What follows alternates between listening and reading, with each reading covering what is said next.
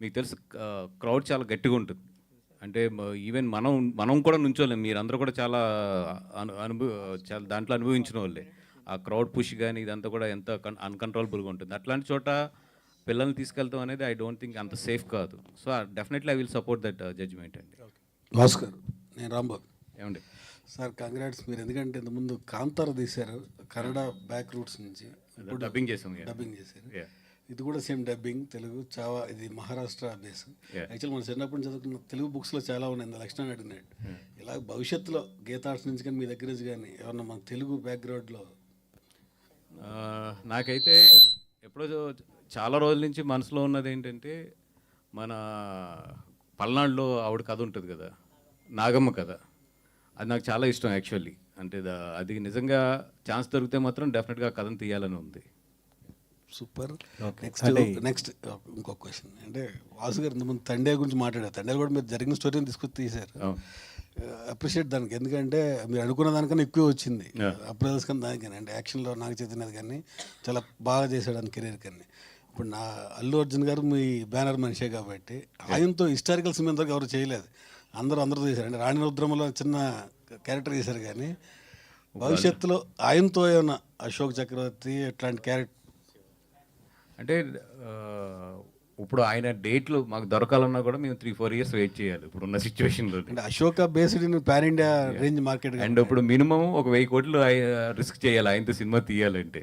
నాకు తెలిసి అరవింద్ గారు ఇప్పుడు ఆయనకున్న ఏజ్లో కానీ ఆయనకున్న ఒక ఏమంటారు ఒక హ్యాపీ దీంట్లో ఆయన ఎంతవరకు ఇంత పెద్ద ప్రాజెక్టులను ఎత్తి మీద ఎత్తుకుంటారు అనేది వెయిట్ చేసి చూడాలి నేను కూడానండి. పుష్పలో కమర్షియల్ ఎలిమెంట్స్ ఎక్కువ, అంటే బ్యాక్గ్రౌండ్ అంటే హిస్టారికల్ దాని మీద ఎవరు తీయలేదు ఇంతవరకు. బ్యాక్గ్రౌండ్ మన బాహుబలి వచ్చినా ఇది కల్పిత కథ, జరిగిన కథ కాదు. అట్లా తీస్తే ఎక్కువ రీచ్ కూడా ఎక్కువ 100% అండి. ఎందుకంటే తెలుగు వాళ్ళు కనుక హిస్టారికల్ కథ తీస్తే నాకు తెలిసి ఇండియాలో బిగ్గెస్ట్ బ్లాక్ బస్టర్స్ అవుతాయి ఇవి. ఎందుకంటే మన డైరెక్టర్స్ దగ్గర ఆ సత్తా ఉంది, మన యాక్టర్ల దగ్గర ఆ సత్తా ఉంది, అండ్ టెక్నికల్గా కానీ కమర్షియల్గా కానీ మనకు అంత బ్యాండ్ విత్ ఉంది. కాబట్టి తెలుగు సినిమా అనేది హిస్టారికల్ టచ్ చేస్తే మాత్రం ఇప్పుడున్న ప్రజెంట్ ట్రెండ్లో టైంలోని డెఫినెట్గా ఇండియాలోనే బిగ్గెస్ట్ ఫిల్మ్ అవుతాయి. నాగమ్మ పెట్టుకుంటే క్యారెక్టర్ తెలుగు ఆర్టిస్ట్ ఎవరుండే మీ మనసులో? ఇంకా ఆలోచించలేదు. అంటే December 5th యాక్చువల్గా ఈ సినిమాలు పుష్ప 2తో పాటు ఇది కూడా అనౌన్స్ చేశారు. బట్ బన్నీ గారు అడిగారు, మీరు మీ వైపు నుంచి అడిగారు, వాళ్ళు తగ్గారు.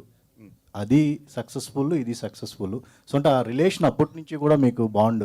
అండ్ పబ్లిక్ స్టేజ్ మీద ఆయన పుష్ప 2 ఇది చెప్పినప్పుడు ఆయన స్పెషల్గా కూడా బన్నీ గారు థ్యాంక్స్ చెప్పారు. That is very good decision అండి. ఎందుకంటే నిజంగా 2 సినిమాలు కూడా బాగా కలెక్షన్స్ చేసుకున్నాయి దానివల్ల, ఒక్క డెసిషన్ వల్ల. ఎక్కడ ఈగోలకు పోకుండా, లేదంటే ఒకటేదో ఆ లాంగ్వేజ్ ఈ లాంగ్వేజ్ అనే ఆ డిఫరెన్సియేషన్స్ లేకుండా ఇద్దరు కూడా చాలా ఎమికబుల్.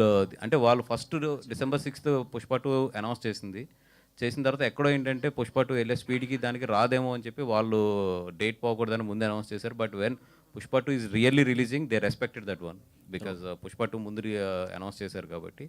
అండ్ ఆ ఎమికబుల్ డెసిషన్ వల్ల ఇద్దరు కూడా బెనిఫిట్ అయ్యారు. సార్ హిందీ రిలీజ్ అయినప్పుడు చాలామందికి